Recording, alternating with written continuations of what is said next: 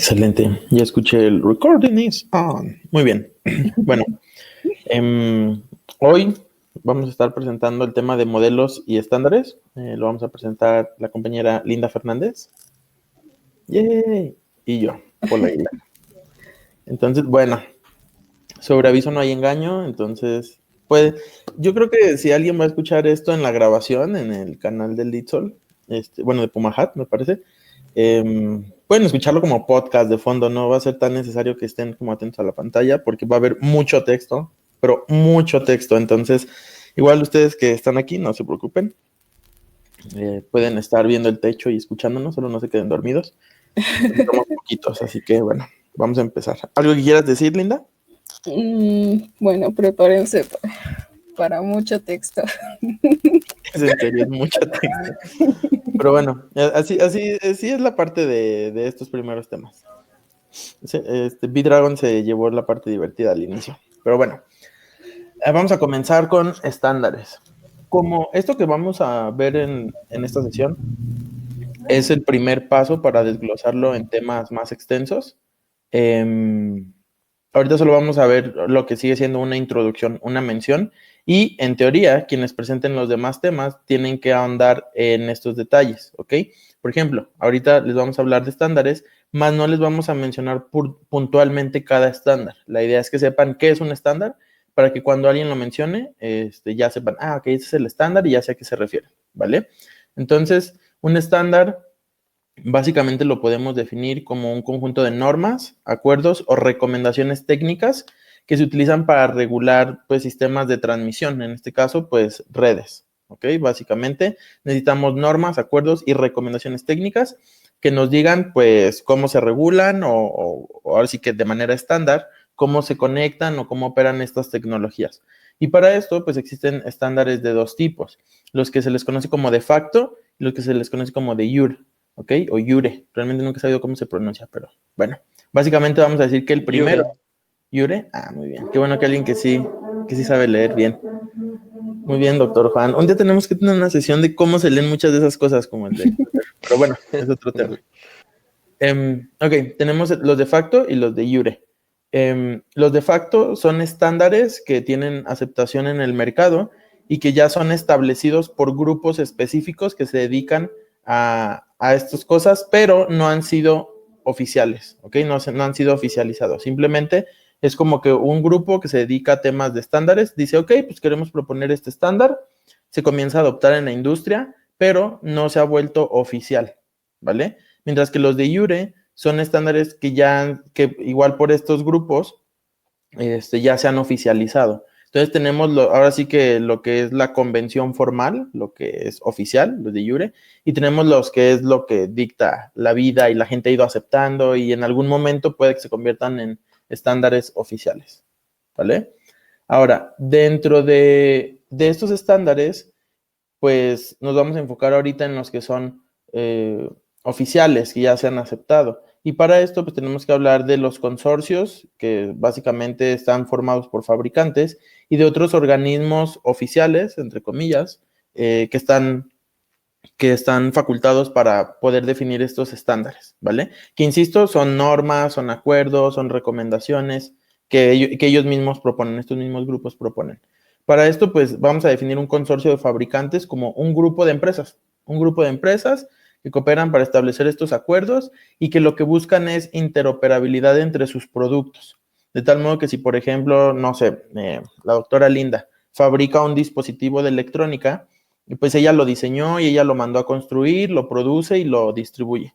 Pero a lo mejor yo quiero fabricar otro dispositivo que hace una tarea similar que puede complementar al dispositivo de la doctora. Entonces, lo que hacemos es que de manera formal decimos, ok, pues mi dispositivo se va a comunicar mediante esta tecnología con otros dispositivos, por lo cual si tú quieres complementar con el mío, también tienes que adaptarte a esta tecnología. Y entonces, de esta manera es que los fabricantes, quienes los producen, quienes los diseñan, definen la interoperabilidad entre estos dispositivos, ¿vale? Y pues bueno, estos se les conocen como consorcios de fabricantes. Generalmente estos consorcios están divididos en grupos de trabajo. Aquí les pongo algunos ejemplos. Está el ADSL Forum, el ATM Forum, la Zigbee Alliance y el PLC Forum. Si se fijan, estos, bueno, por si no lo conocen, son nombres de ciertas tecnologías. Son nombres de ciertas tecnologías. ADSL es una tecnología de conectividad. Zigbee también es una tecnología de conectividad, pero es de radiofrecuencia. ADSL es cableada. PLC, el PLC es como, vamos a decirlo muy simple, es como un Arduino industrial. Son como microcontroladores con esteroides que se utilizan en la industria.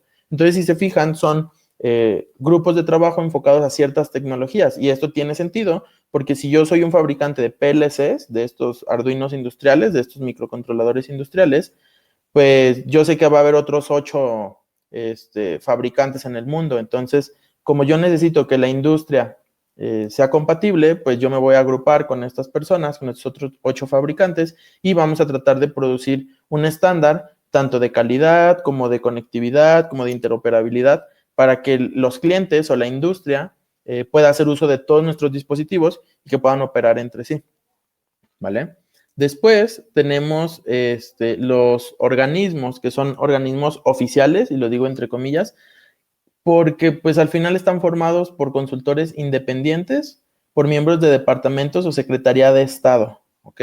Entonces, sí son organismos oficiales porque básicamente tienen el respaldo de algún gobierno o de alguna instancia internacional como pudiera ser la ONU. Ahorita vamos a ver algunos ejemplos. Entonces, la idea de estos organismos es que tienen una visión, si bien tienen una visión más como de una geoestructura política, porque van a existir organismos oficiales que corresponden a Norteamérica, que corresponden a la Unión Europea, México tiene el suyo, España tiene el suyo. Entonces, todos estos organismos se componen de secretarías o de elementos del Estado, ¿ok? Por eso es que son organismos oficiales, están validados por un Estado. Aquí en una parte les vamos a hablar de la de México, que son las famosas NOM, ¿ok? Las normas oficiales mexicanas. Pero bueno, algunos ejemplos de estos organismos son el ISO, la IEEE y la ANSI. Ahorita se los vamos a explicar. Ahora, tenemos estos organismos, estos consorcios, estos organismos oficiales, y estos trabajan a la par. Entonces, al final estamos hablando de que son grupos de trabajo que simplemente dicen, ok, pues necesitamos que exista cierta relación en cómo se conecta a Internet para que todo el mundo tenga acceso a Internet. Ok, necesitamos que todos los celulares trabajen con cierta tecnología para que esto sea accesible de manera global. De tal modo que tanto los fabricantes como los organismos oficiales, que generalmente están conformados por elementos del Estado, puedan trabajar en conjunto y que realmente estos estándares pues permeen hacia ambas partes, de tal modo que el fabricante se ve a qué estándar apegarse y los organismos oficiales en general buscarán que estas tecnologías se desarrollen en beneficio de la sociedad, para que el consumidor o la persona usuaria pues se beneficie de esto, ¿ok? ¿Hasta aquí vamos bien? ¿Dudas a el gran público que tenemos hoy? No, ok. Muy bien. Gracias. Entonces, aquí viene la parte un poquito cansadita y de mucho más texto, y es que les vamos a comenzar a mencionar a los consorcios y a los organismos oficiales, ¿vale? Para que los conozcan. Insisto, cada una de las partes que vamos a ver en este curso, en donde comencemos a hablar más puntualmente de algunas cosas, pues lo adecuado es que mencionen cuál es el estándar y a quién pertenece que gobierna esa tecnología. Les voy a poner un ejemplo. Si vamos a hablar de conexiones Ethernet, ¿ok? O de conexiones Wi-Fi, ¿ok? ¿Qué organismo o qué consorcio define ese estándar y cuál es el estándar? ¿Cuáles son sus características? Por eso es que ahorita no los mencionamos porque son muchísimos. Ahorita van a ver por qué pueden llegar a ser muchísimos cuando veamos los modelos. Entonces, si quieres, empezamos, Linda. ¿Quieres empezar tú, yo, uno? Sí, Okay. Yo. Bueno, la Unión Internacional de Telecomunicaciones es un organismo que pertenece a la ONU y pues básicamente se encarga de regular las telecomunicaciones a nivel internacional enfocadas en el espectro radioeléctrico. Su sede está en Ginebra y se compone de más de 700 miembros del sector y asociados. Básicamente es una de las organizaciones más antiguas y empezó desde que existen los telégrafos. Muy bien, y pues es grandísima, tiene 700 miembros del sector, pero pues bueno, pertenece a la ONU, entonces pues se entiende que tiene injerencia global, ¿ok? Y este es de telecomunicaciones, como bien dijo Linda. También está compuesta por 3 sectores o comités. El Comité Consultivo Internacional de Radiocomunicaciones, que promulga estándares de comunicaciones. El International Telecommunication Union. Ay, ya me revolví, perdón. El I2D, que se encarga de la organización, coordinación técnica y actividades de asistencia. Y el Comité Consultivo Internacional de Telegrafía y Telefonía, que se encarga de desarrollar estándares para la telefonía, interfaces, redes y otros aspectos de telecomunicaciones. Ok, aquí por ejemplo, si se fijan, el ITU realmente tiene 3 áreas especializadas, ¿vale? La del espectro radioeléctrico, la de telefonía y telegrafía y la de, ¿cuál era la otra? La de coordinación técnica y asistencia. Entonces, aquí por ejemplo, cuando quieran ver un tema de telecomunicaciones, a nivel global probablemente tengan que buscar en principio las normas o los estándares proporcionados por el ITU. ¿Okay? Otra de las grandes y que a lo mejor han escuchado más es la ISO, que es la Organización Internacional para la Estandarización.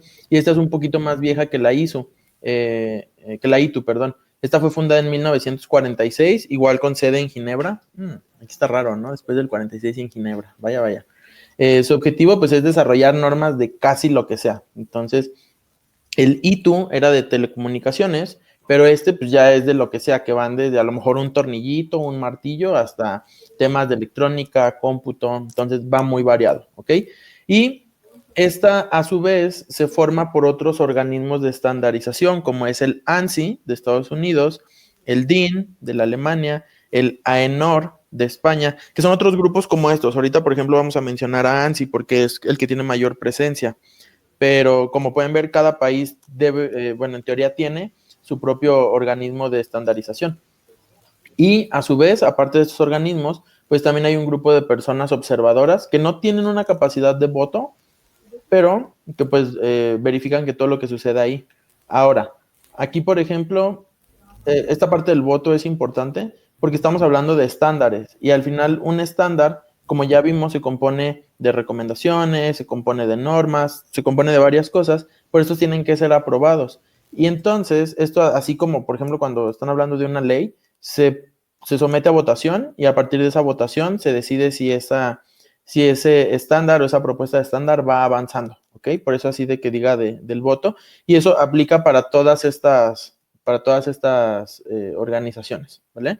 Igual, pues la ISO, la mayoría de sus miembros son instituciones gubernamentales, como les decíamos, de las organizaciones oficiales, y pues esta tiene solo 100 países, ¿ok? Bueno, un poquito más de 100 países a comparación de ITU, que tiene pues más de 700.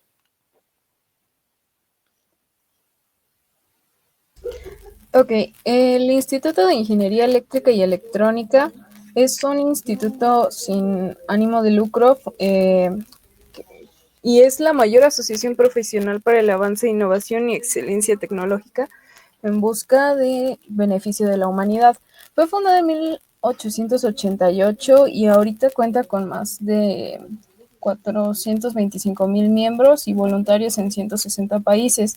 Se conforma de diferentes ramas, pero todas van relacionadas con la tecnología y la ingeniería.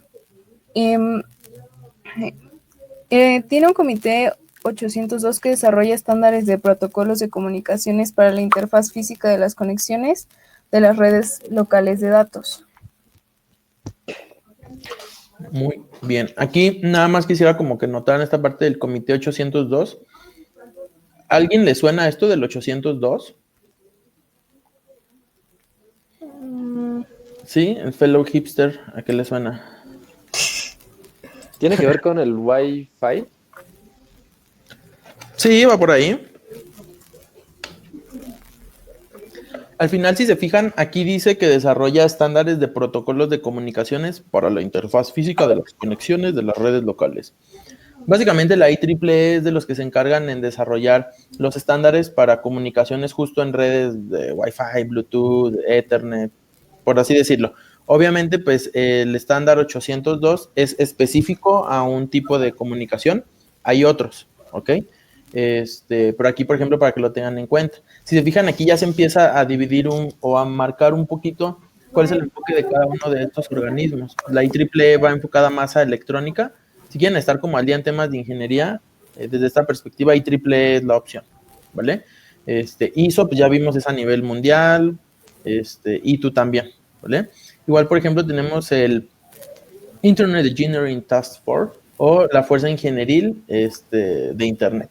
Básicamente, pues como su nombre lo dice, son los, entre comillas, ingenieros de Internet, ¿ok? Es una organización internacional abierta, o sea, básicamente es como Pumahat, si tú quieres entrarle, puedes entrar. Obviamente, pues como voluntario, no te van a contratar de buenas a primeras, pero puedes como acercarte y comenzar a colaborar, ¿vale? Es como una comunidad, pues sí, abierta.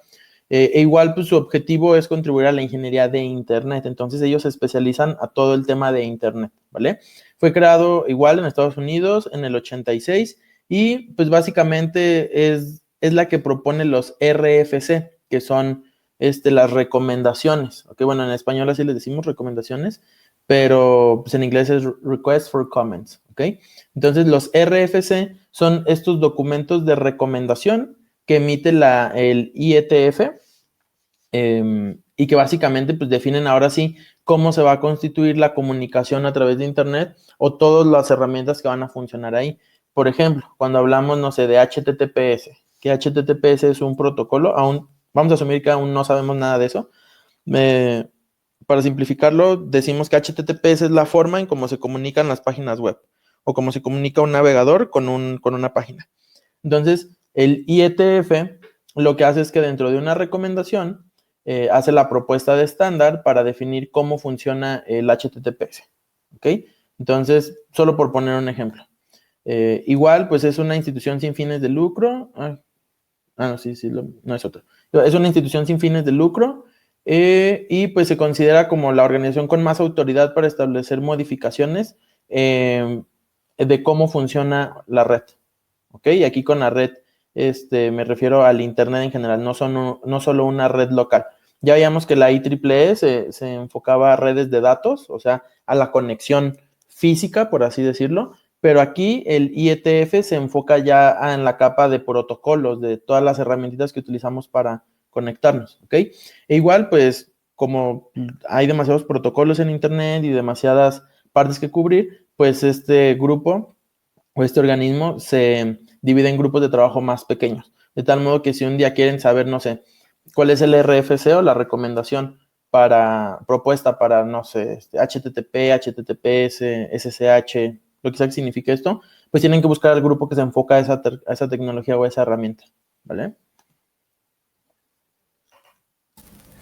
Ok, el Instituto Nacional Estadounidense de Estándares, más conocido como ANSI, es una organización sin ánimos de lucro encargada de supervisar el desarrollo de estándares que se aplican en los Estados Unidos de América. Su fundación fue en 1966. Te perdimos, Linda. Y supervisa el desarrollo de estándares. ¿Linda? ¿Me escuchan? Sí, ya. Te perdimos cuando estabas fundando ANSI. Ok.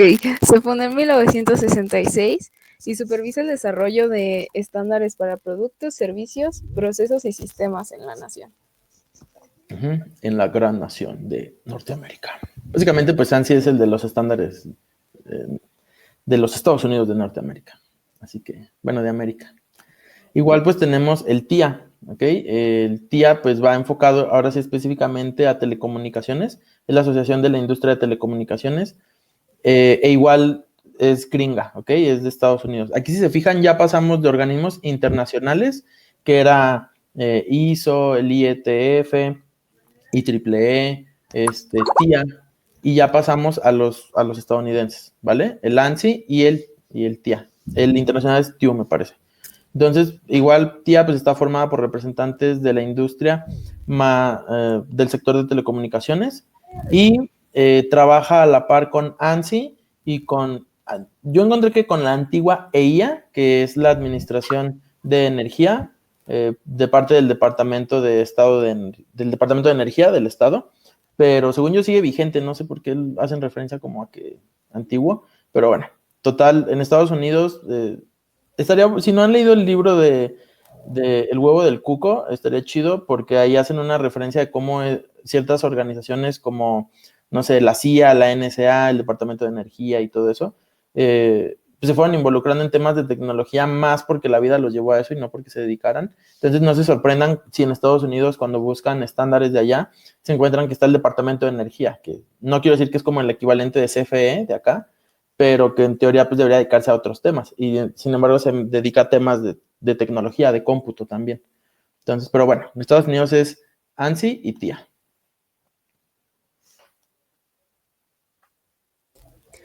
En Europa está el Instituto Europeo de Normas de Telecomunicaciones, que es una organización independiente sin ánimos de lucro. Fue creada en 1988 y produce estándares aplicables globalmente para tecnologías de la información y comunicación, sobre todo en fabricantes de equipos y operadores de red.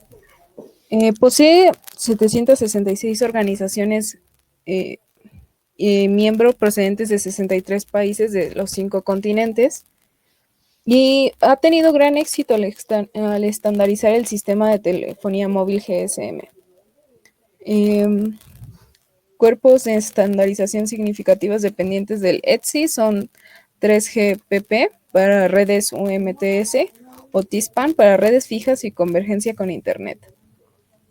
Aquí, por si dicen, ¿qué es eso? Pues básicamente UMTS es una forma de comunicación móvil para telefonía celular, igual GSM, ¿ok? Entonces GSM, UMTS tienen que ver con telefonía móvil. Y aquí está interesante porque entonces nos dice que los estándares de telefonía se regulan por lo general o se estandarizan por esta institución. Entonces, aquí lo que quiero que rescaten de este mucho texto, pues es que comiencen a identificar en dónde hay que buscar las cosas, ¿ok?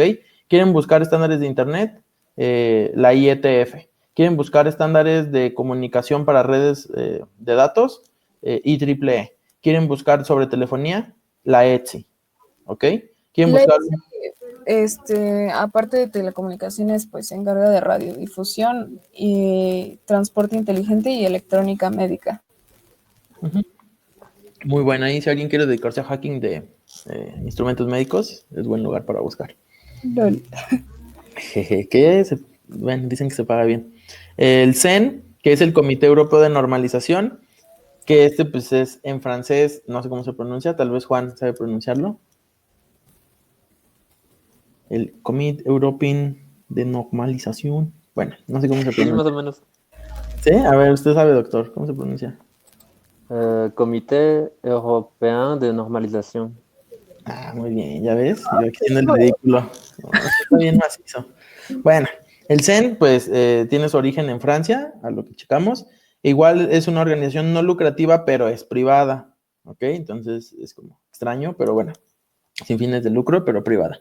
Fue fundada en el 61, esta es de las chiquitas, tiene 29 miembros nacionales y pues bueno, desarrolla igual estándares europeos en varios sectores. Aquí básicamente tanto el ETSI como el CEN pues se enfocan hacia la Unión Europea, pero igual están abiertos a participaciones con lugares con otros lugares del mundo.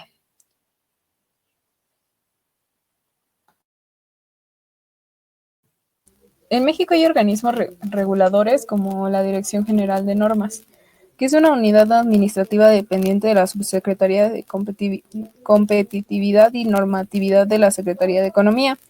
Se encarga de ejercer las atribuciones conferidas en la Ley Federal sobre Metrología y Normalización, la Ley Federal de Protección al Consumidor, la Ley de Hidrocarburos, en la Ley Federal de Telecomunicaciones y Radiodifusión, los reglamentos y demás disposiciones aplicables. Aquí si se fijan, pues ya empieza el contexto nacional.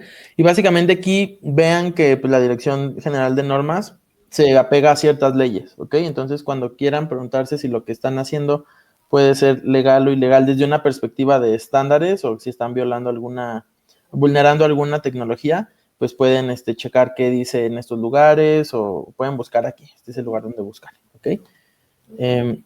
Igual tenemos las normas oficiales mexicanas, que son las famosas NOM, que estas son de aplicación obligatoria Y tenemos las normas mexicanas, así nada más, no tienen apellido de oficiales, y se les conoce como NMX, ¿ok? Y estas son de aplicación voluntaria.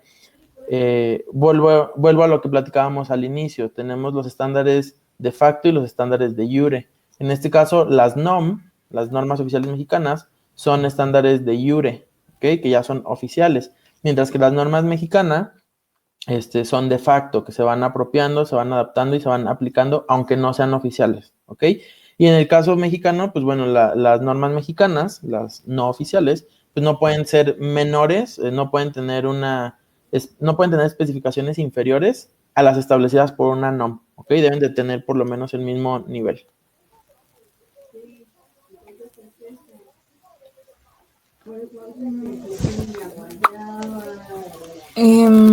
La NOM son elaboradas por las dependencias de gobierno federal según sus atribuciones a través de los comités consultivos nacionales de normalización, siendo estas de carácter público. Las normas mexicanas son promovidas por el sector privado a través de de los organismos nacionales de normalización según su competencia. Entonces, básicamente, pues las NOM, como son elaboradas por dependencias de gobierno, son de interés público, ¿ok? Lo que haga, no sé, el IFT u otros organismos que en teoría son autónomos para impulsar toda esta neutralidad y normatividad, pues son de interés público porque pertenecen al gobierno a final de cuentas. Mientras que las normas mexicanas, las que no son oficiales, porque no están respaldadas por el Estado, por así decirlo, se desarrollan en el sector privado, ¿vale? Y bueno, las áreas que no son cubiertas por ninguna de las normas, pues se les terminan pasando a la Secretaría de Economía. ¿Okay? Eso está muy chistoso, ¿no? Como la Secretaría de Economía. Pero bueno, la Secretaría de Economía tiene un comité técnico de normalización nacional y este comité y otros elementos de la Secretaría de Economía, pues ya trabajan con grupos internacionales, como podría ser el ISO, ya lo mencionamos, que es es el Organismo Internacional de Normalización, el que pertenece a la ONU. O trabajan con la Comisión Electrotécnica Internacional. ¿Okay? Eso es como para estándares de instalaciones industriales y de postes de luz, por simplificarlo demasiado. Entonces, bueno, al final, si aquí no tenemos la norma, ya sea porque no es una NOM o porque no es una norma mexicana del sector privado, pues la Secretaría de Economía tendría que buscar a través de su comité, pues trabajar con estos grupos internacionales para que exista la norma o la estandarización, ¿vale? Ok, ahora sí viene los modelos. El modelo OSI, Open System Interconnection, es un modelo de referencia para protocolos de red. Fue creado en 1980 por ISO y está conformado por 7 capas de abstracción y su objetivo es conseguir interconectar sistemas para que intercambien información sin impedimentos. El modelo OSI no es la definición de una topología ni un modelo de red en sí mismo. Lo que realmente hace OSI es definir la funcionalidad de ellos para conseguir un estándar. La siguiente, porfis. Ok, historia y contexto. En los 80s, la expansión de las redes provocó que las especificaciones e implementaciones no pudieran intercambiar información, similar a lo que sucede cuando las personas no hablan el mismo idioma. Entonces se propuso este modelo para que no hubiera problemas de redes, sobre todo en las empresas, porque algunas estaban sujetas a copyright, otras estaban sujetas a copyleft, y la manera más sencilla de permitir que todos pudieran conectar sus redes era estandarizándolas. El modelo OSI está compuesto por 7 capas de abstracción, que realmente lo que representan es un modelo. La primera capa es la capa física, que es el gatito que está hasta abajo. Después, enlace, red, transporte, sesión, presentación y aplicación. Básicamente es un sistema o un proceso de comunicación. La capa 1 se encarga de las características eléctricas, mecánicas, funcionales y de procedimiento que requieren para mover los bits de datos. Se encarga de la topología de red, prácticamente todo lo que es el medio físico de transmisión, cables, ondas, fibra óptica, maneja las señales eléctricas y transmisión del flujo de bits. Pues básicamente son toda, pues todo lo que se gestiona a nivel electrónica, los circuitos, y todo lo que manda la información en modo de bits. La capa 2 es el enlace de datos. Proporciona los medios funcionales para establecer la comunicación de los elementos básicos. Este construye la trama de bits con la información y además otros elementos para controlar que la transmisión se haga de forma correcta y no disminuya su calidad. Un ejemplo de los enlaces de datos son los switch o router.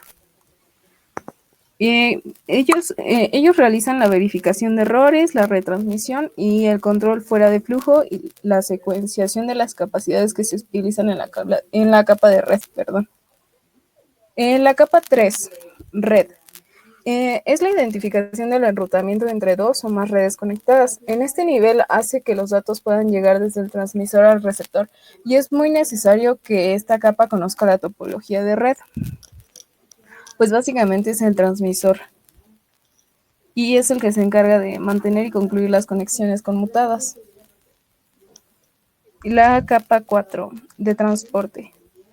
Pues esta básicamente, como lo dice su nombre, realiza el transporte de los datos que se encuentran dentro del paquete de transmisión desde el origen al destino. Esta capa requiere la calidad suficiente para que la transmisión del mensaje se realice correctamente. Y pues esta capa es la que controla el transporte de los datos y es a la que sí es como importante mantener que sea de calidad para que no se pierda el mensaje ni tenga como interferencias. La capa 5, que es de sesión, se puede controlar y mantener activo el enlace entre las máquinas que están transmitiendo la información. Asegura que establecida la conexión se mantenga hasta que finalice la transmisión y se encargará del mapeo de las direcciones de sesión que introduce el usuario para pasarlas a niveles inferiores. Pues básicamente este es como el administrador de diálogo entre las dos aplicaciones mediante el suministro de servicios que se necesitan para mantener la conexión. La capa 6 de presentación, pues como lo dice su nombre, esta presenta la información transmitida. Asegura que los datos que nos llegan a los usuarios sean entendibles a pesar de los distintos protocolos utilizados, tanto en un receptor como en un transmisor. Traducen una cadena de caracteres en algo entendible. Básicamente es el intérprete de la red. Pues interpreta el significado de la información que se intercambia. La capa 7, que es de aplicación, se encarga de permitir a los usuarios ejecutar acciones y comandos y permite la comunicación entre el resto de las capas inferiores. Básicamente este es el comunicador y pues es el que se entiende directamente con el usuario final y proporciona el servicio de información distribuida. Y básicamente este es el proceso del modelo OSI. Tiene entidades de datos que son elementos que procesan información. La siguiente, por favor. Gracias. Procesa la información en un sistema abierto para aplicarlo a funciones determinadas. Entre ellos están los puntos de acceso al servicio, la unidad de datos de la interfaz, la unidad de datos del protocolo y la unidad de datos de servicios. Pues la primera, que es de acceso al servicio, es el lugar en el que cada capa encuentra los servicios de la capa que hay justo debajo. La información debe pasar por todas las capas para que pueda concluirse pues, la transmisión. La unidad de datos de la interfaz es un bloque de información que una capa pasa a una capa inferior.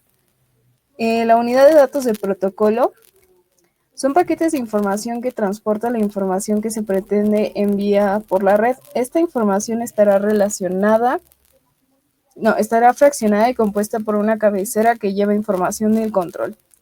Esta información básicamente se intercambia entre dos entidades que pertenecen al mismo lugar, al mismo nivel en lugares distintos. La unidad de datos de servicio.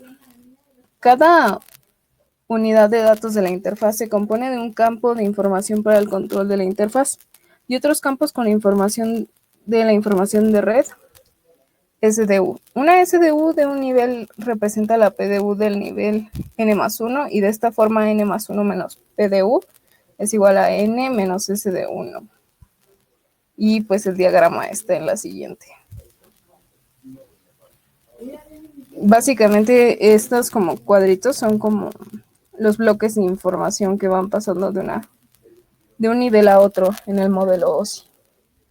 ¿Alguna pregunta? Me imagino que lo que está en en estos cuadritos también está para el modelo TCP/IP, ¿no? O sea, cómo está Eh, este movimiento entre capas. sí, sí, son como modelos similares, ¿no, Paul? Sí, aquí por ejemplo, lo que quiero, tal vez si pudiéramos como cerrar esta parte de OSI en algo, en una sola idea, es lo que dijo Linda al principio. El OSI es una propuesta de modelo, no es un estándar como tal, ¿ok?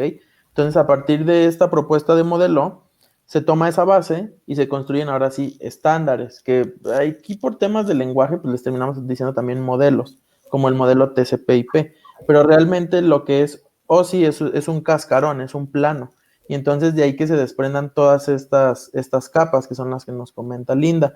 Cada una de estas capas tiene un objetivo, ya nos los comentó ella.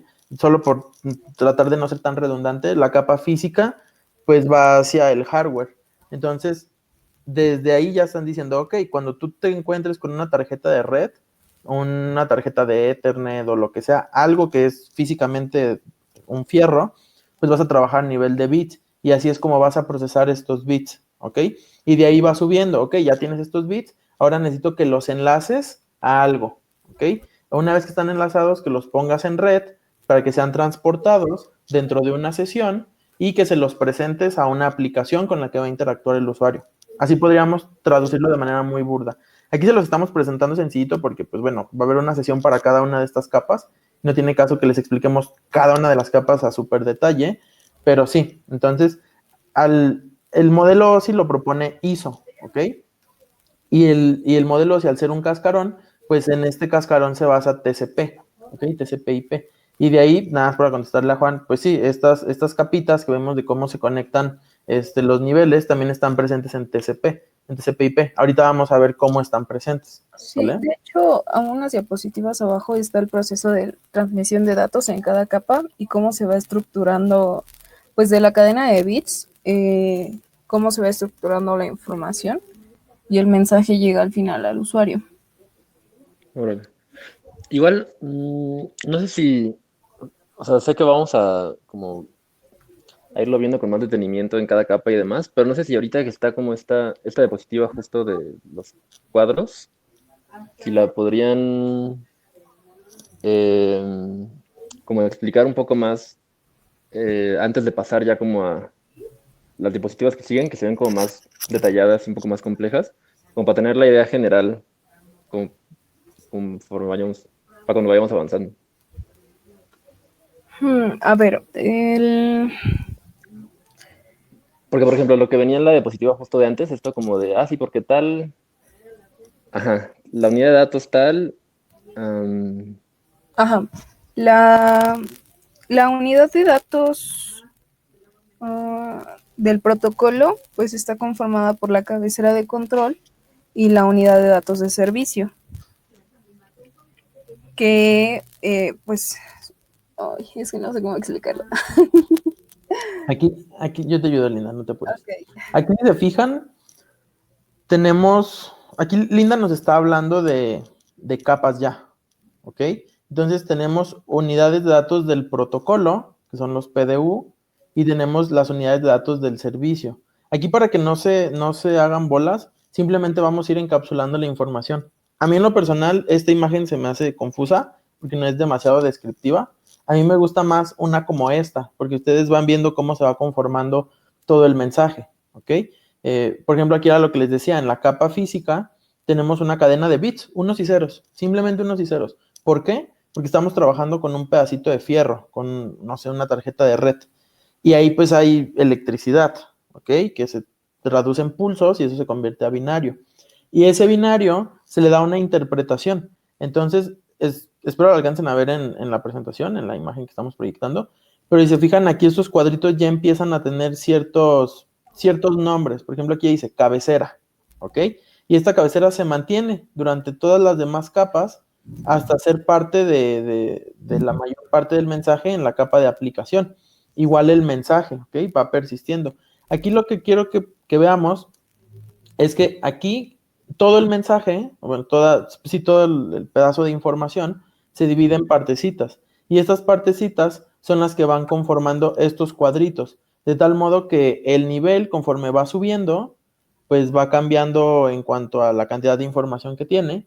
Y es lo que venía en la presentación anterior, de que, por ejemplo, la cabecera está formada por esto y se va sumando a la unidad de datos del servicio. Básicamente, para no hacernos bolas, la información se segmenta en pedacitos y esta información segmentada va a su vez concatenada, porque igual ahorita lo vamos a ver con mayor claridad en el de TCP/IP, pero yo tengo una cabecera que contiene cierta información y sé que esa cabecera tiene que ir seguida de otra cosa, ¿ok? Que representará tal vez la capa inmediata superior o la capa inmediata inferior, ¿vale?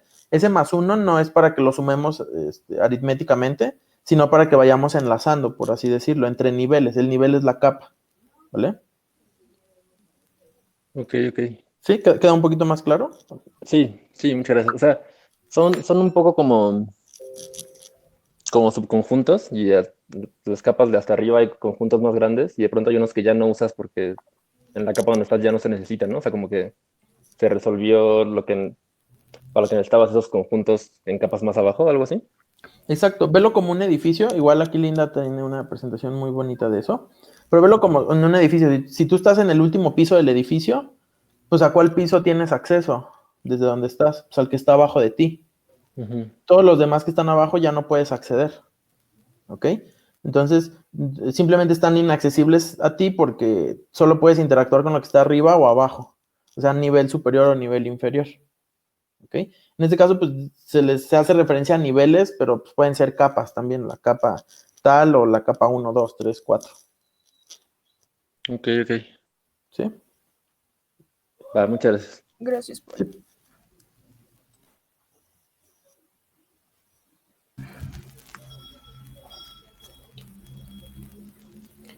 Pues sí, este es el proceso de transmisión de los datos en el modelo OSI. Pues la capa de aplicación recibe el mensaje por parte del usuario. Este mensaje está situado en la capa de aplicación. Pues esta capa añade una cabecera ISI. La cabecera ISI pues es el control de la interfaz y es como lo que explicaba Paul, de que vamos como segmentando y concatenando la información. Entonces, este es el proceso de transmisión. Y pues, a ver, el mensaje ahora está en la capa de sesión y otra vez vuelve a repetir el procedimiento anterior y después envía a las capas físicas. En las capas físicas el paquete será direccionado debidamente hasta su receptor. Cuando el mensaje llega al receptor, cada capa elimina la cabecera de su capa homóloga colocado para transmitir el mensaje. Ahora el mensaje llega a la capa de aplicación del destino para entregarse al usuario de forma comprensible. Y pues ahora sí va el cuadrito que tiene como, se podría decir, que el tren de información en cada capa.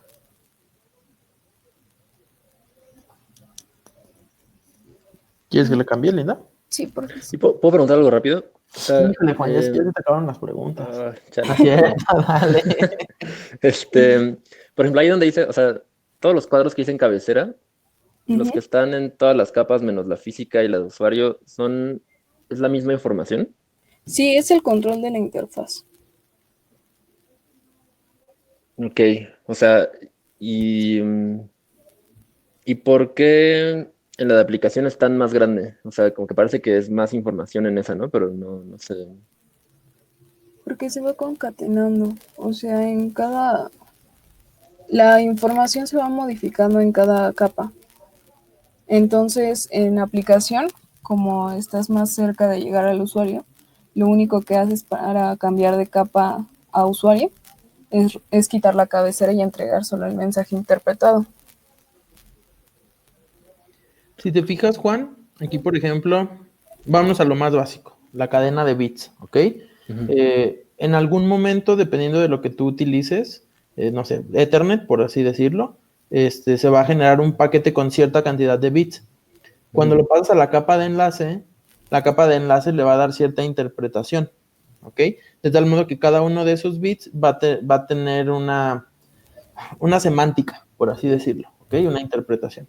Entonces ya sabes que cierta cantidad de bits son la cabecera, y todos estos cuadritos que están aquí, ¿ok? Hasta llegar al mensaje. Conforme va subiendo de nivel, ahí es la transformación que comenta Linda. Por ejemplo, si te fijas, esta cabecera gris como tal desaparece, ¿ok? De la capa de enlace a la capa de red desapareció.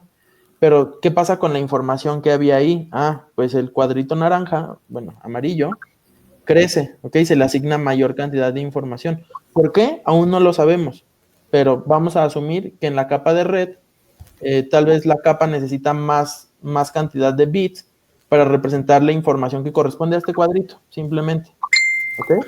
Ok, o sea, el color de las cabeceras indica como la información que absorbió de el color que está en la capa de abajo.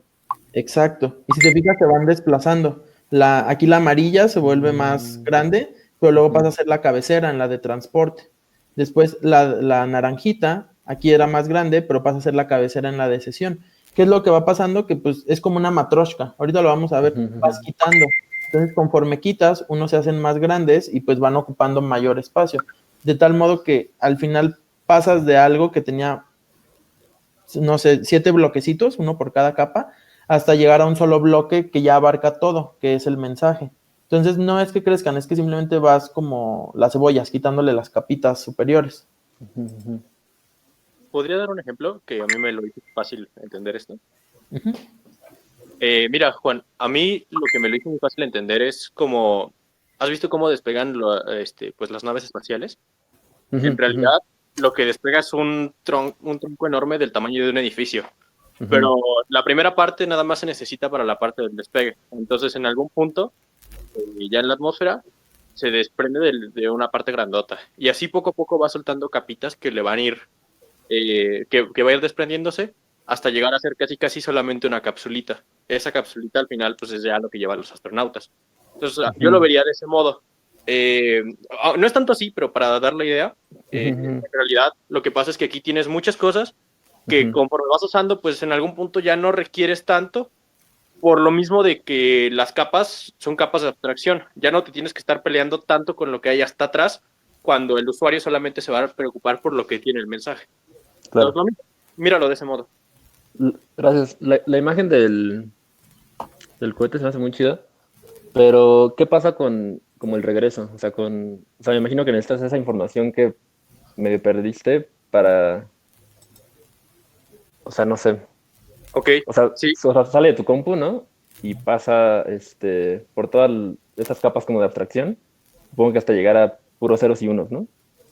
Ajá. Todas esas capas están en tu compu, en cada compu. Entonces, si yo le envío un mensaje a Paul, Paul también tiene las mismas capas. Entonces, imagínate que yo soy el usuario. El usuario, él lo que hace, él tiene cierto mensaje que va a transmitir y entonces va del usuario hacia abajo, se va a la aplicación, luego se va a la presentación, sesión, transporte, red, enlace, y en algún punto pues ya se va a la física, ya es a nivel unos y ceros. Llega a Paul y de Paul se vuelve a subir, por decirlo de algún modo muy burdo, y así es como yo lo entendí más fácil. Entonces vuelve a subir y ahora pasa de física así hasta arriba hasta llegar a aplicación y ya de la aplicación al usuario. Sí, ahí Juan, esa pregunta que haces es completamente válida. Igual ahorita lo vamos a ver un poquito más en TCP/IP, pero piensen que todas estas son las partes por las que tiene que pasar la información para que entre o salga de tu computadora y llegue hasta la persona, ¿vale? Por eso es que tenemos diferentes capas. Tenemos la capa de usuario, que igual pues, son las descripciones que dio Linda. La capa de usuario es con lo que interactúa la persona. Entonces, en la capa de usuario ya se entrega el mensaje, ¿ok? Ya es como lo va a ver la persona, por así decirlo. En la aplicación, pues es cómo lo va a procesar la aplicación que lo muestra, ¿ok? Entonces, por ejemplo, aquí en Jitsi, por ejemplo, en usuario, el mensaje, pues lo estamos interpretando, y todo esto lo estoy diciendo muy burdo. Lo estamos interpretando como una interfaz con cuadritos y con salida de audio y video y lo que sea, ¿no? Y la aplicación es Jitsi, entonces Jitsi tiene que procesar algo ahí, ¿vale? Jitsi ya como software, como herramienta. Pero también para que Jitsi reciba esa información, se la tienen que presentar de alguna manera. Y esta presentación tiene que estar enlazada a la sesión de esa información, ¿ok? No es lo mismo la información que yo transmito, que estoy proyectando y hablando, a la que está transmitiendo, no sé, Pareni o Chicuey, ¿ok? Entonces, pues ahí se van asociando ahora sí que a su origen, por así decirlo. Y la capa de transporte, pues lo que hace es transportarlas tal cual, pero para poderlas transportar necesita que la capa de red le diga por dónde moverse o hacia dónde ir, ¿ok? Que ella entra un poquito las direcciones IP en el modelo TCP/IP, ¿vale? Y en la capa de enlace, pues es simplemente darle la estructura lógica, porque antes de eso, bueno, lógica en el sentido de información, porque antes de eso solo eran bits que son producidos o leídos por la tarjeta de red. Entonces, si te fijas, es como ir construyendo todo esto para que pase desde el pedacito de fierro hasta el momento en el que el usuario está interactuando con él. Ok.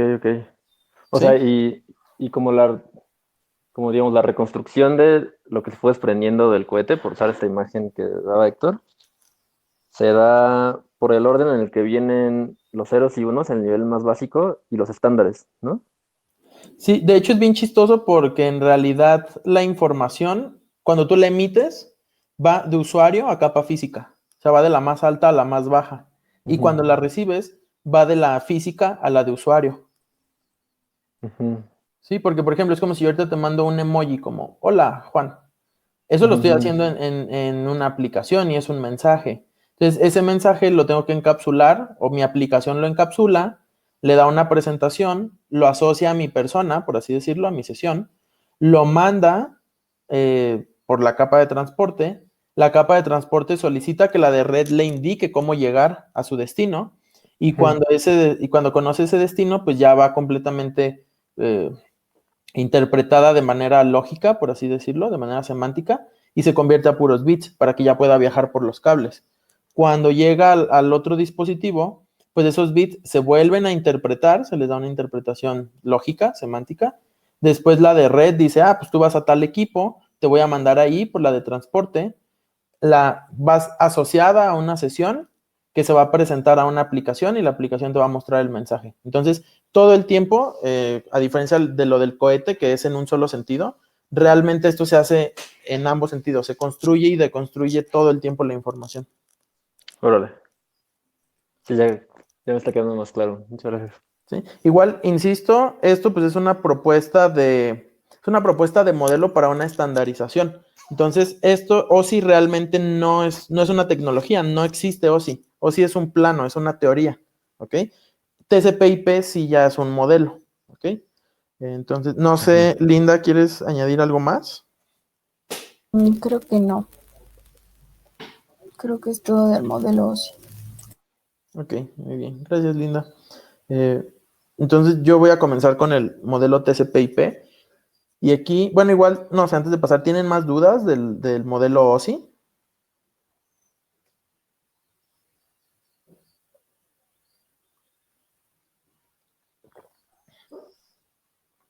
¿No? Ok. Me preocupa si Pareni sigue aquí, su Jitsi aparece con gris, pero bueno, tal vez es porque está en Linux usando sistemas extraños. Bueno, muy bien, Pareni. Bueno, entonces voy a pasar a TCP/IP, ¿ok? Esa partecita me toca a mí. Como les decía, el modelo TCP/IP ya es una implementación del modelo OSI, ¿ok?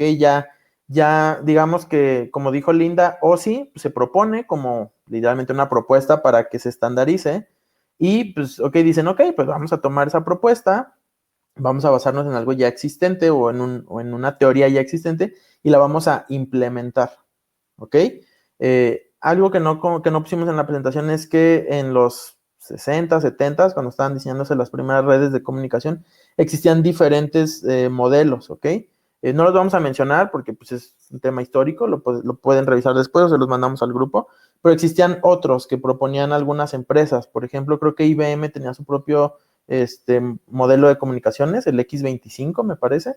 Creo que por ahí sale en una imagen que puse, pero bueno, al final por eso es que se propone OSI como una teoría ya general, para que, como una carcasa, para que quien quiera implementar el modelo, pues ya lo haga tomando como referencia a OSI. De ahí es que surge TCP/IP. Y TCP/IP, pues es una tecnología de los 70s, ¿ok? No es tan vieja, pero dentro del tiempo de vida de la computación sí es vieja, si consideramos que la computación moderna surge en los 50, 60, ¿ok? Entonces ya estamos hablando que TCP/IP es un modelo viejo, ¿ok? Este se diseñó en Stanford y fue implementado en ARPANET por el equipo de DARPA, que básicamente es el equipo de defensa de los Estados Unidos, ¿vale?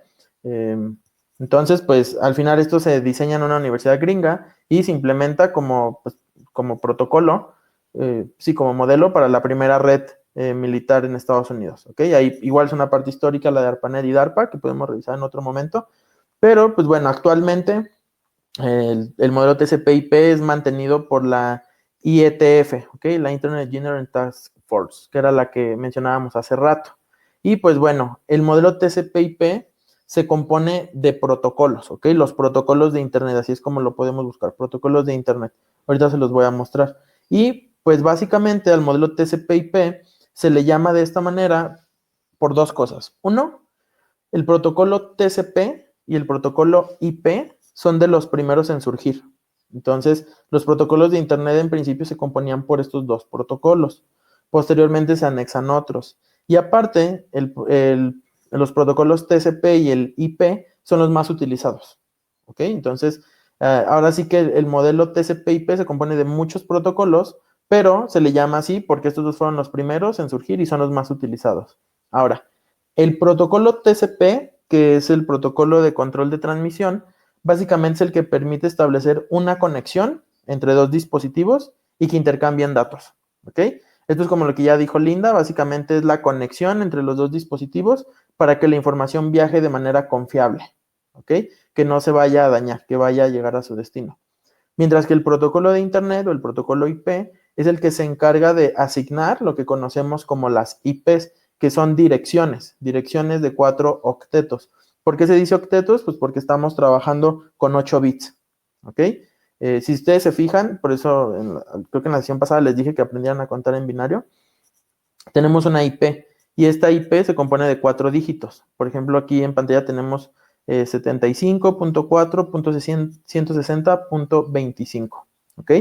Pero de manera binaria, las IPs pueden llegar, bueno, de manera decimal, las IPs pueden llegar hasta 255.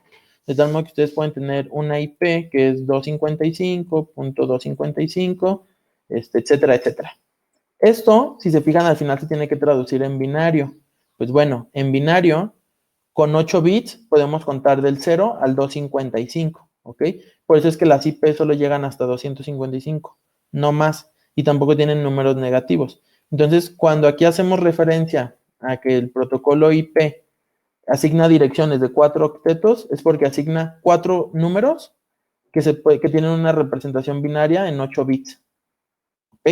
Aquí no se preocupen si no me están entendiendo, esto se va a ver en la capa correspondiente, ¿ok? Y pues bueno, este es el protocolo que al final, como asigna las direcciones, pues es el que permite ahora sí que la información llegue al destino indicado, ¿vale? Ok, igual aquí este modelo permite un intercambio de datos empaquetándolos, ¿ok? Básicamente es todo esto que ya estuvimos platicando un poquito con las dudas de Juan, de cómo se van anexando ciertas capas y se va encapsulando la información. Y pues es de manera jerárquica, ¿ok? Solamente puede comunicarse con la capa superior e inferior, que era lo que les decía de los pisos. Si yo tengo una casa de 7 pisos y estoy en el último piso, pues solo puedo interactuar directamente con el piso número 6, con el piso de abajo. A diferencia de que si estoy en el piso 4, puedo interactuar con el 3, que está abajo, y con el 5, que está arriba.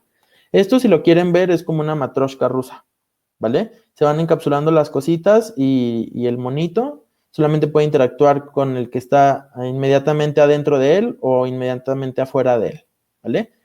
Entonces, pues vamos viendo. A diferencia del modelo OSI, el modelo TCP/IP solamente tiene 4 capas o 4 niveles, ¿vale? Entonces ya está no reducido, pero sí, pues son menos capas. En este caso, pues el modelo TCP/IP trabaja con la capa de aplicación, que era la que teníamos hasta arriba, a nivel de usuario. La capa de transporte, que va muy enlazada al protocolo TCP. Ahorita vamos a ver qué otro protocolo se asocia ahí. Tenemos la capa de internet, que va asociada al protocolo IP. Y tenemos la capa de interfaz de red. Si hacemos la analogía, aquí ya está más simplificado, ¿ok? Tengo mi tarjetita, que es mi Ethernet o mi Wi-Fi. Se le asigna una dirección IP, lo mando a que viaje y que llegue a la aplicación para ser presentados los datos. De tal modo que las 7... puede ser que solo duren 1 hora. Igual si quieres, antes de subirlos en el canal, podemos editarlos para que queden en un solo video. Pero bueno, igual si quieres lo platicamos despuesito. Bueno, entonces les decía, al final son 4 capas, ¿ok? Mi tarjeta de red o mi Ethernet, se le asigna una dirección IP al dispositivo con el que me voy a comunicar o al que voy a recibir, lo envío y llega a la aplicación, ¿ok? Esto, pues al estar basado en el modelo OSI, debe tener cierta similitud. Del lado izquierdo estamos viendo el modelo TCP/IP y del lado derecho estamos viendo el modelo teórico de OSI. De tal modo que si vemos la capa de red o la capa física del modelo TCP/IP, vemos que absorbe 2 de las capas del modelo OSI, ¿ok? Que es la capa física y la de enlace de datos. Si recordamos hace un momento lo que nos dijo Linda, pues la física trabaja directamente con los fierritos y la de enlace de datos interpreta los bits que salen de esos fierritos, ¿ok? Les da una interpretación. En el TCP/IP eso se hace en una sola capa, en una sola, pues así que en un solo paso. La capa de internet y la de red son equivalentes, la capa de transporte son equivalentes y la capa de aplicación del modelo TCP/IP absorbe las últimas 3 del modelo OSI, que son básicamente sesión, presentación y aplicación. ¿Por qué? Porque pues generalmente tú ya en el modelo TCP/IP, en la implementación ya como tecnología, pues tú le entregas el pedacito de información a la aplicación y la aplicación tiene que interpretar estas 3 cosas. Tiene que saber a quién le corresponde, cómo presentarlo, cómo utilizarlo, por ejemplo, y cómo mostrarlo ya en la aplicación, por así decirlo. ¿Ok? Cómo va a interactuar con el usuario. Por eso es que las capas se simplifican, pero al final siguen siendo los mismos elementos, los mismos pasos, ¿vale? En el caso del modelo TCP/IP, les comentaba que se compone de los protocolos de Internet. ¿Qué es esto? Pues bueno, los protocolos de Internet son, vamos a decir, pues, pequeñas implementaciones, pequeños programitas, pequeñas herramientas, pequeños software que van a permitir que estas capas funcionen, ¿ok? De tal modo que comencemos con la capa de aplicación. En la capa de aplicación, que es con la que yo interactúo como persona usuaria, pues yo interactúo con ciertos protocolos, ciertas herramientas. Entre esos está, por ejemplo, HTTP. HTTP es una de las, es el protocolo que sirve para que los servidores web puedan enviar y recibir información de páginas, ¿ok? De tal modo que cuando ustedes están trabajando con el protocolo HTTP, lo probable es que estén trabajando con un servidor web, con un sitio web, ¿ok?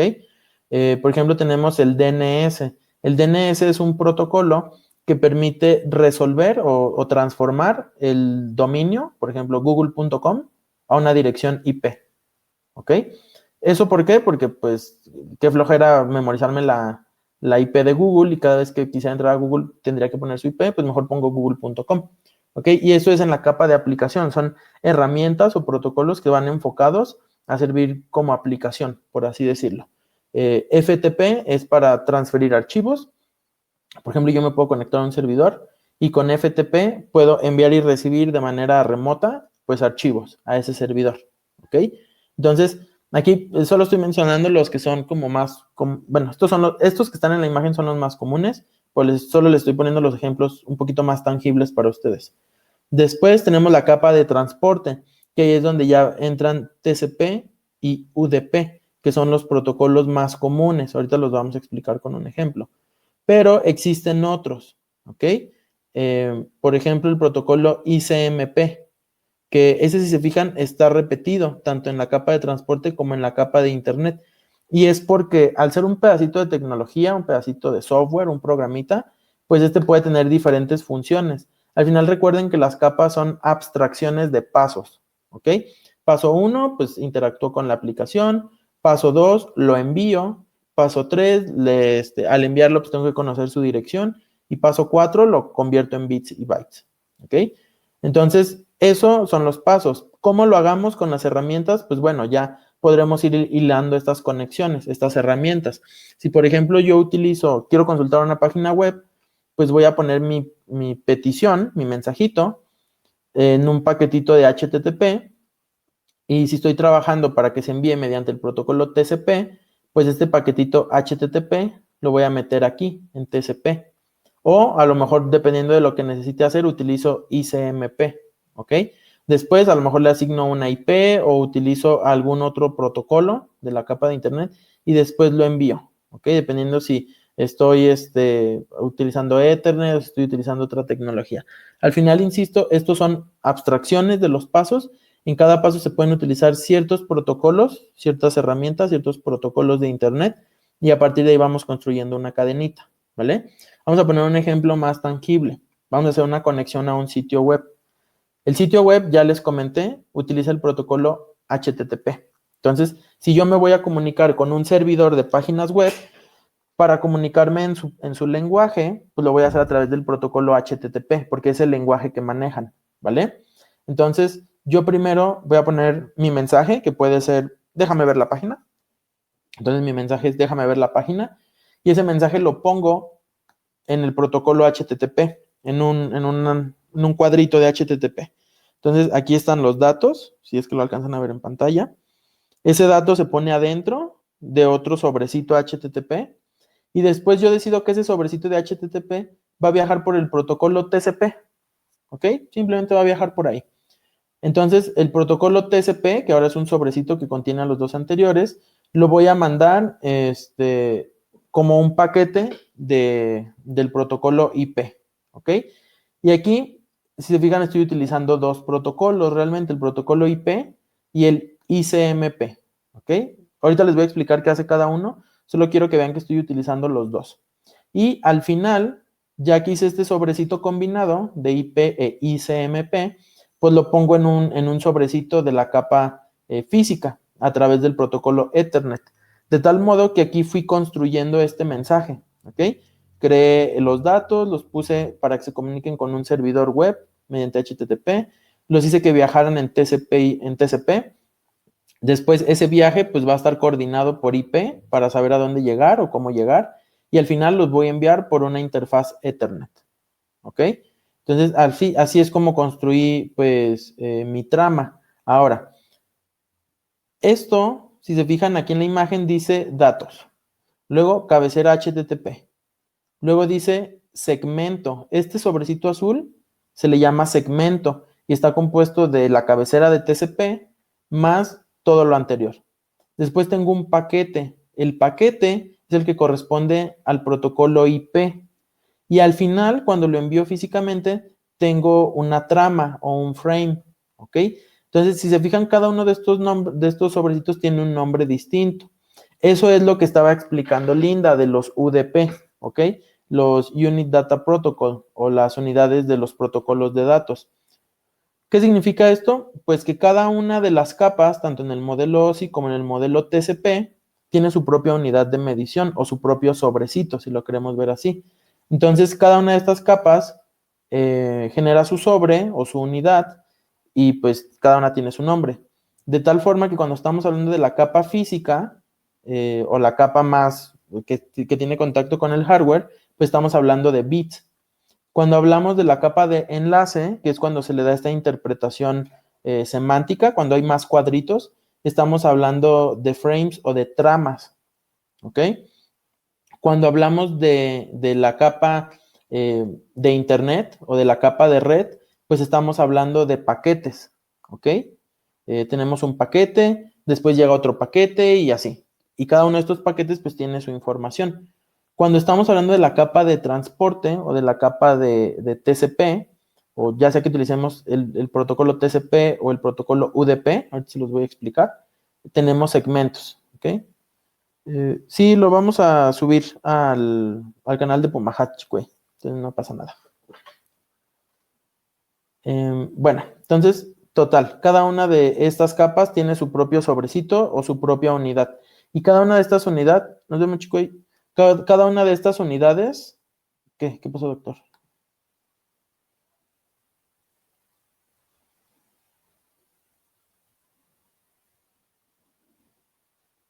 Ah, siguen ustedes, chico, en la que sigue. Excelente. Muy bien, esperemos dejar buena base para que empiecen con todo en las siguientes sesiones. Bueno, para no darle más vueltas, cada una de las capas tiene su propio sobrecito y cada uno de estos sobrecitos tiene ahora sí que su propia estructura, ¿vale? De ahí que hablemos de cabeceras y falta ver el cuerpo del mensaje y todo lo que implica. Y todos estos datos pues son definidos mediante los estándares, que eran los que les hablamos, de tal modo que en la capa de red o la capa de enlace, pues el estándar que predomina ahí es el de la IEEE, el 802, que era el que les decíamos al principio, del comité 802. Y de ahí para arriba, pues dependiendo de la tecnología o del protocolo, si es IP, TCP/IP, UDP, ICMP, SSH, lo que sea, pues ya la autoridad o el grupo que se encargue de desarrollar esa tecnología pondrá su propio estándar, ¿vale? Insisto, todo esto, pues en teoría, todas estas herramientas que les estoy mencionando se tendrían que ver en cada una de las capas, junto con sus estándares y todos estos detalles. Ahorita solo es para que pues conozcan, ¿vale? E igual, pues bueno, aquí está lo que preguntaba Juan, aquí ya está desglosado.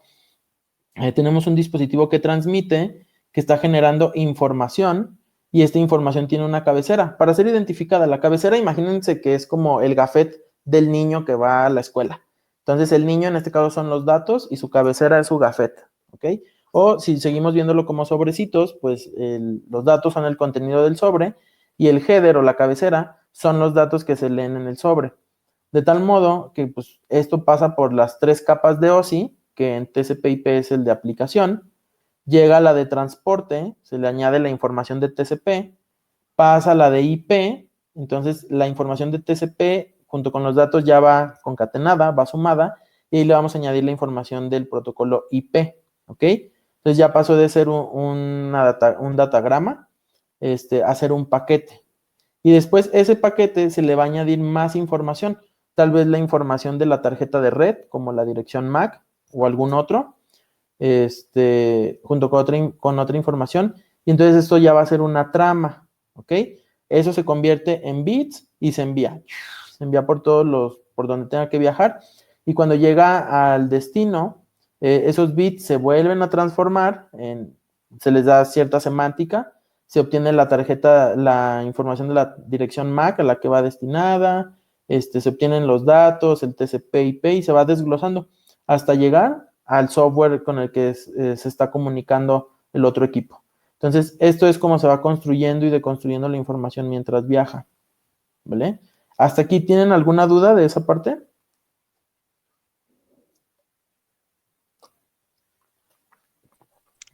Creo que todo bien por ahora. ¿Sí? ¿Seguro? Ok, muy bien. Entonces, vamos a volver a la parte de mucho texto. ¿Por qué? Porque pues ya les voy a hablar de cada una de las capas de TCP y pues los protocolos que están ahí. Nada más como de manera rápida. Insisto, eso pues se tendría que detallar en las demás sesiones. Bueno, capa física o de acceso a la red, la de TCP/IP. Pues esto, como nos dijo Linda, pues especifica qué características de hardware se van a utilizar en la red y cómo se deben enrutar los datos. O sea, aquí vamos a ver qué... Ok. Bueno, yo sí tengo una duda. ¿No se transmite la info siempre como bits? Sí, la información siempre se transmite como bits. Una vez que sale de tu computadora, lo que estás mandando son bits. Y esos bits, cuando llegan a la otra computadora, se reconstruyen. O sea, pero entre las capas, no necesariamente, o sea, toda la información en la computación al final se procesa como bits, ¿ok? Pero conforme vayamos viendo estas capas, vas a ver que, por ejemplo, los datos, si bien siempre van a ser bits, tienen diferentes representaciones. Es como un ser humano. Al final, pues el ser humano es un ser humano y los bits son bits. Pero, por ejemplo, un ser humano puede, no sé, tener el cabello largo, puede utilizar cierta ropa, puede tener, no sé, ciertas preferencias. Lo mismo sucede con la información. Tiene diferentes representaciones. Aunque al final sigan siendo seres humanos o bits, pues la información la podemos representar distinto. Podemos representarla mediante ASCII, por ejemplo, que son pues letras, simbolitos como el más, el menos. Podemos darle una representación binaria, una representación hexadecimal.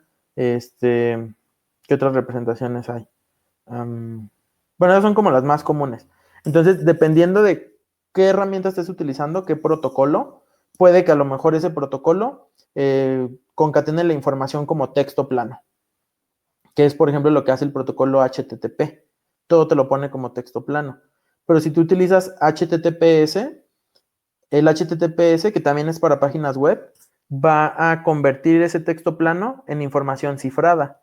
Entonces ya no vas a ver el texto plano, pero sin embargo van a seguir siendo caracteres alfanuméricos, ¿ok? Entonces esos caracteres alfanuméricos después se empaquetan con TCP, porque siguen siendo datos, se empaquetan con TCP, con IP, se le asigna la dirección MAC, a lo mejor con valor hexadecimal, y entonces ahí ya combinaste, tienes el alfanumérico, que es tu información cifrada de HTTPS, tienes a lo mejor el valor hexadecimal en TCP, tienes a lo mejor un valor binario o un valor decimal para la IP a la que te vas a dirigir, y tienes a lo mejor en hexadecimal la dirección MAC. Entonces, si te fijas, tienes diferentes representaciones y cada una de estas representaciones va en un sobrecito distinto. Al final, para que viaje, todos esos sobres y toda esa información se convierte en bits, porque ya tienen que ser enviadas por un cablecito. Ahora, ¿por qué se puede hacer esto? Pues porque cuando estamos hablando de protocolos, cada protocolo decide cómo manejar su información, en qué idioma hablar, por así decirlo. Pero al final, parte de lo que hacen los estándares es que pues, los idiomas no sean tan extraños o sean compatibles. De tal modo que aunque yo utilice HTTP con texto plano o HTTPS con información alfanumérica que está cifrada, yo puedo enviarla a través de TCP/IP. Punto. Eso es lo importante.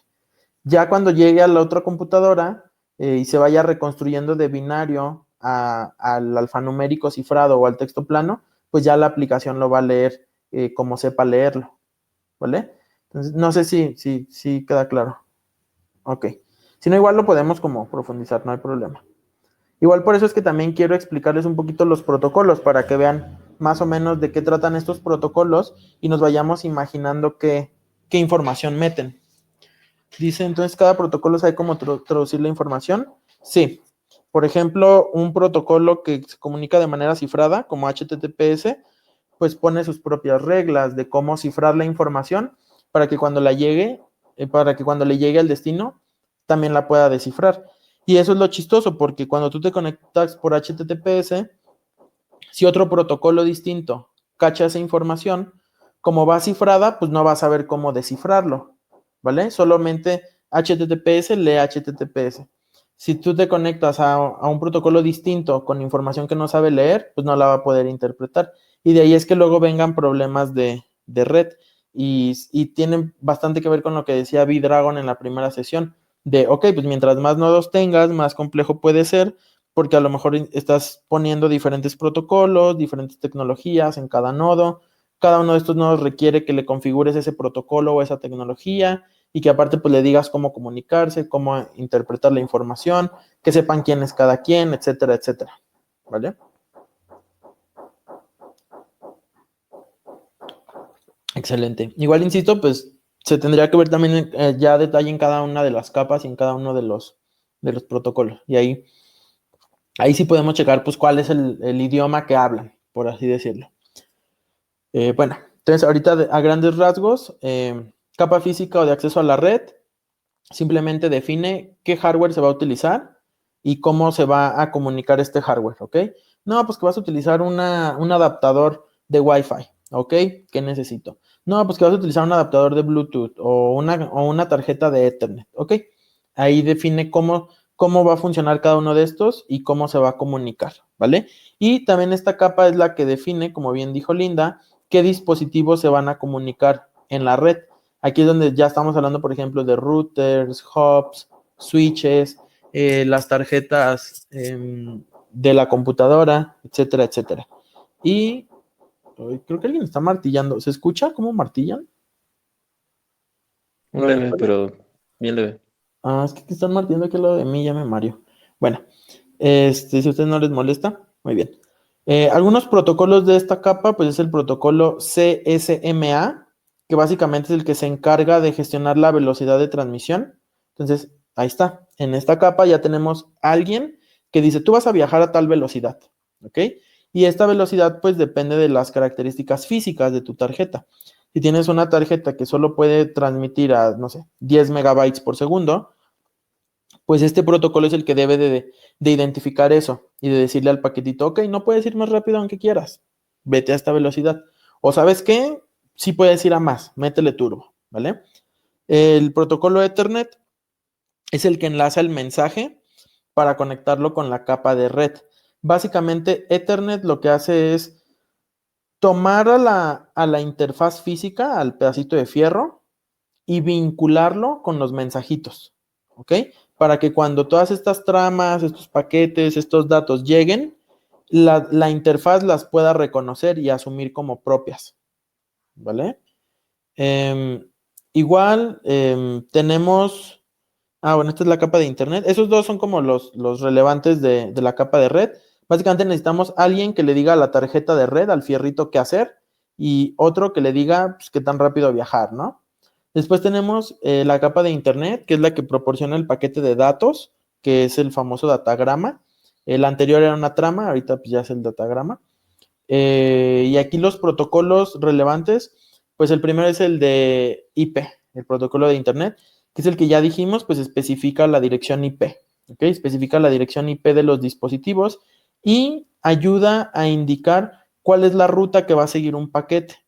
De tal modo que cuando ustedes están trabajando con alguna computadora, por ejemplo, no sé, la de su casa, y ustedes se conectan al módem, el protocolo IP es el que se va a encargar de negociar, junto con otros protocolos que no voy a mencionar ahorita, pero se encarga de negociar que su computadora tenga una dirección IP, que el módem lo reconozca y que su computadora sepa que toda la información se la tiene que enviar al módem para que el módem la retransmita.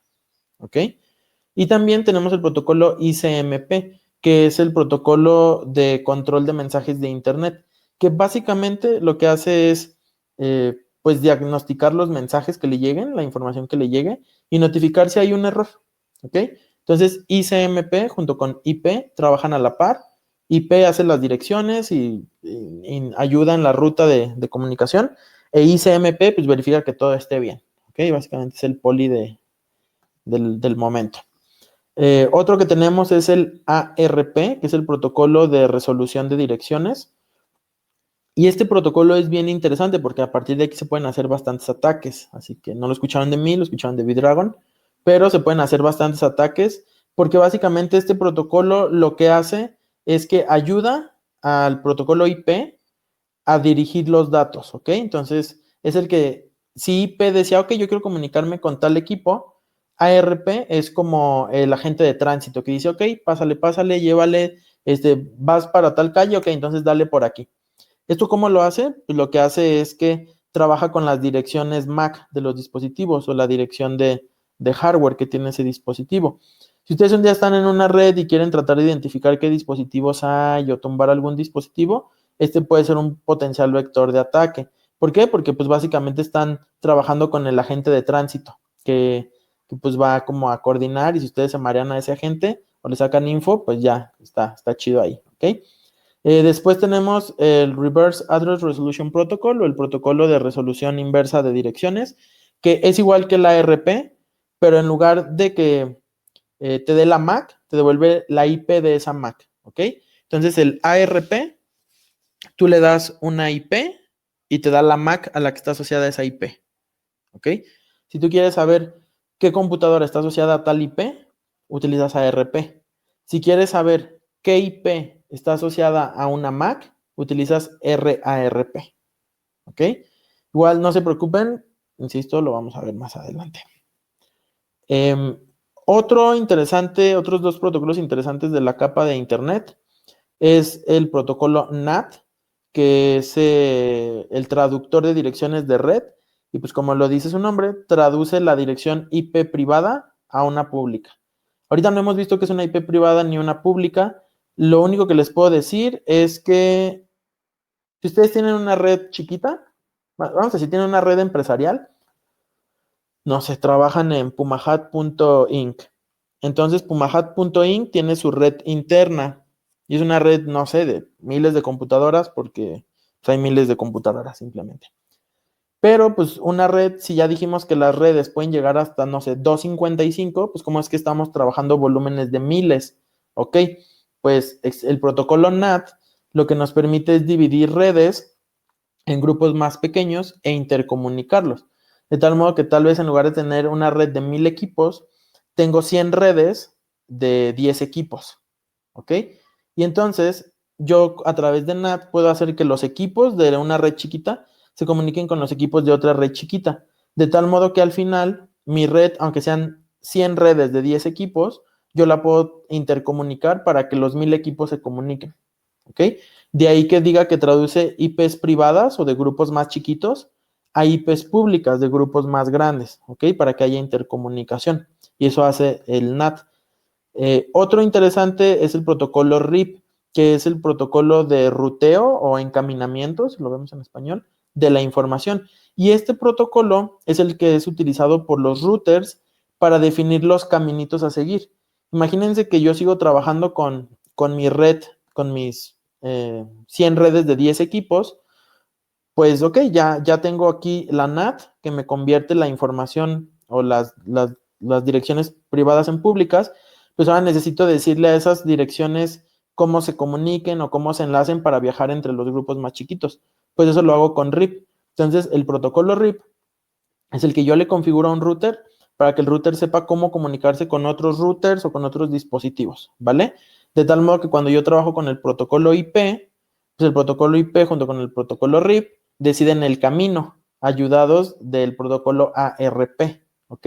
Y dependiendo de si tengo una red configurada en NAT, ¿vale? Entonces, si se fijan, ahí ya empezamos como a sumar todos estos elementos y eso es lo que vuelve complejo el diseño de una red, volviendo a lo que decía V-Dragon, que le preguntaba el doctor Juan. Oye, pero ¿por qué cada vez es más complicado? Ah, pues porque al final, si tienes una red muy grande, tienes que segmentarla, tienes que darle encaminamiento con RIP, tienes que configurar que ARP identifique a lo mejor las direcciones MAC, tienes que configurar las direcciones IP, etcétera, etcétera. ¿Ok? Y por último, pues tenemos la capa de transporte, que es la que ya dijimos que se encarga de enviar la información, de transportarla. Y aquí tenemos dos grandes protocolos. El protocolo UDP y el protocolo TCP. El protocolo UDP es un protocolo de comunicación que no es libre de errores. ¿Qué significa? Que no verifica si la información llegó bien. Punto. Es como agarrar un chorro de agua y lanzarlo, ¿vale? Yo agarro el chorro, aviento el agua y pues donde caiga y donde moje, no me interesa. Yo solo quiero que llegue la información. Mientras que el protocolo TCP es un protocolo que implementa una verificación de fallo, de tal modo que lo que busca es que una vez que llega un mensajito, todavía se toma el tiempo de verificar que el mensaje sea correcto. Si no es correcto o hay un error o falta algún mensaje previo, da el pitazo y dice, oye, pues esto yo no sé qué onda, está incompleto, vuélveme a mandar la información. Entonces, UDP lo que hace es que manda por bonche la información sin verificarla, mientras que TCP sí la verifica y se toma el tiempo. Entonces, al final, ¿por qué el modelo se llama TCP/IP? Porque pues utiliza principalmente TCP e IP y utiliza principalmente TCP porque lo que queremos es que la información llegue completa, ¿vale? ¿Qué ejemplos de uso hay? Pues TCP son la mayoría de las comunicaciones que tenemos. Por ejemplo, enviar un archivo, compartir un correo electrónico, mensajearnos, que es información que necesitamos que llegue bien. A diferencia de UDP, que como la información llega en chorros y no se verifica, tal vez UDP nos puede servir para streaming. De tal modo que a lo mejor si se pierde un sobrecito, pues me voy a perder un microsegundo de la toma o de la escena, o me voy a perder un píxel, pero no pasa nada, porque no necesito que toda la información llegue de manera excelente, sino que simplemente quiero que llegue. Es lo que usan también para juegos en línea, ¿no? Justo por lo que dices. Exacto. Por eso, de repente, si están jugando y su internet no es muy bueno, sus personajes se teletransportan. Uno, porque pues no se está actualizando al momento, pero aparte porque no se está verificando que esa siga siendo su posición. ¿Por qué? Porque no nos importa, o sea, es un instante de segundo que no nos importa perder. Que yo solo quiero que la información llegue lo más fluida posible. Ahí se utiliza UDP. Si ustedes requieren verificar la integridad de la información, pues pueden utilizar TCP. Y aquí un meme muy clásico para que cuando lo vean se rían y lo entiendan. Pues TCP es como tomar agua, tranquilo, aquí rico, que no te ahogues, que no es un trago de más y te mueras. A diferencia de UDP, que pues ahí es como agarras la botella, te mojas, que caiga el agua y listo. ¿Ok? Entonces, pues bueno, esas son las capas. También en la capa la última capa, que es la de aplicación, pues ya tenemos los protocolos que van enfocados a la necesidad del usuario o de la usuaria. Que en este caso, por ejemplo, tenemos FTP, que es un protocolo para transferir archivos entre servidores, entre dispositivos. Tenemos Telnet, que es un protocolo para iniciar sesión de manera remota en otros equipos, ¿ok? Pues sí, es iniciar sesión remota. HTTP, pues es para transferir archivos o páginas HTML a través de internet. HTTP, que es igual que HTTP para transmitir información de sitios web, pero de manera cifrada, ¿ok? Tenemos SMTP, que es el que permite transmitir la información de los correos electrónicos, ¿ok? Entonces, pues el correo electrónico se basa en este protocolo, o bueno, una parte del correo electrónico, porque hay más protocolos de correo. Y tenemos el DNS, que es el que transforma la dirección de los sitios, el dominio, a su dirección IP, ¿ok? Entonces, si se fijan, estos protocolos ya van enfocados a una necesidad en particular. Y era lo que preguntaba un poco Pareni. Oye, ¿por qué no todo es binario? Sí, todo se convierte en binario porque es información y las computadoras trabajan en binario, pero eso es hasta la capa cuando ya llegan a los fierritos. Mientras estemos hablando de capas superiores, como de aplicaciones con las que interactúo, cada uno de estos protocolos tiene su propia estructura, maneja su propia información y esta información se va encapsulando. ¿Ok? Hola, Flowgister, tienes tu cámara encendida. Okay.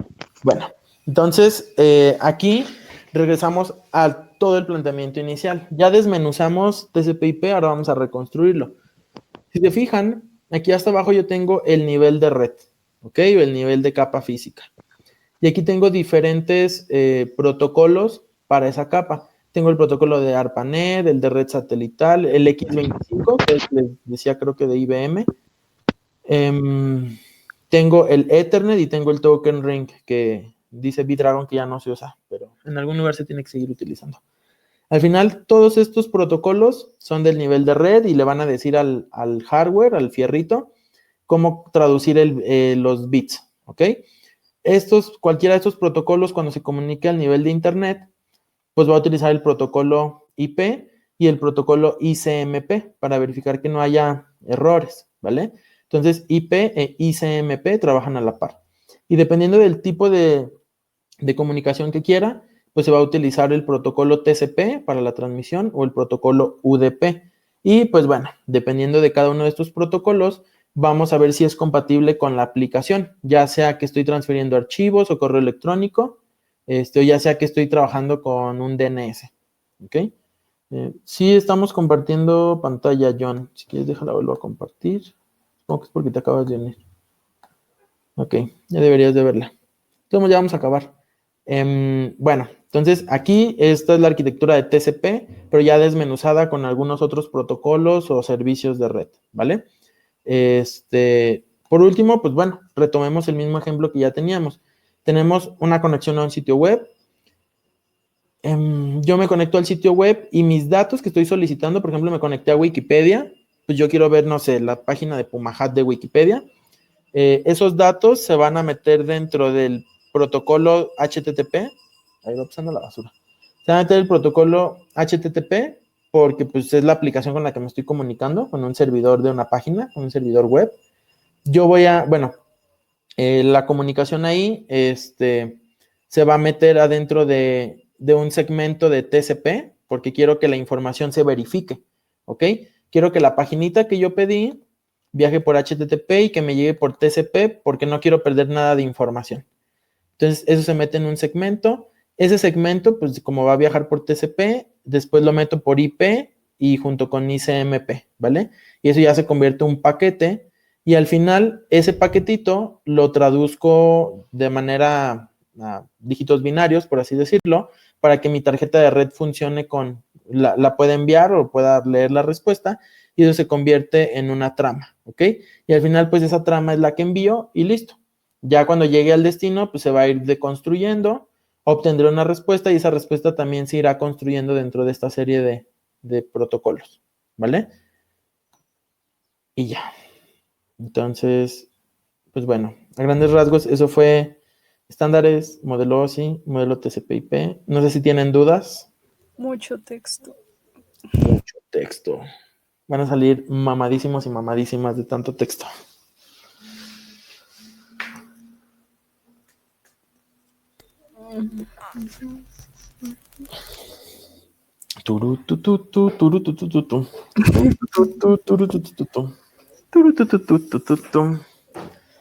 Ok, dice Pareni que no tiene dudas. Muy bien. Usted, doctor Juan, doctor Vidragon, doctor John, Mortal Kombat.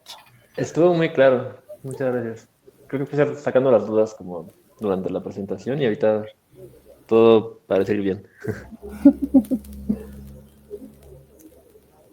Ok, pues sí, digo, al final de cuentas también por eso decían como que 2 sesiones para esto era mucho. Esto es la base. Al final, ustedes si quieren cerrar las ideas de esta sesión, uno, existen estándares. Estos estándares los definen ciertos grupos o organizaciones y dependiendo de la tecnología con la que estemos trabajando, pues hay que buscar el estándar bajo el que se rige y pues ya iremos buscando el documento adecuado en su lugar adecuado. Entonces, pues, los estándares son normas, ¿ok? Acuerdos, regulaciones. Después tenemos una teoría que pues, pretende unificar la forma de comunicación, que es el modelo OSI, y pues ya propone como todos los elementos necesarios para que la comunicación sea adecuada, pero es un plano, es un cascarón, y de ese cascarón se deriva el modelo TCP/IP, que ya es la implementación de ciertas tecnologías, herramientas, protocolos, software, lo que le quieran llamar, que permite ahora sí construir de manera real esta teoría ya en algo aplicado, ¿vale? Entonces el modelo OSI es la teoría, el modelo TCP/IP es la aplicación e implementación de esta teoría a algo real, ¿vale? Igual pues en las siguientes sesiones se supone que vamos a ver cada una de las capas, con cada uno de sus protocolos, con sus estándares, con sus recomendaciones, con todo. Ok. Muy bien. Cuando sea grande quiero ser como tu doctor. Ay, yo nunca seré grande, estoy chiquito. Ya tengo unos horarios provisionales.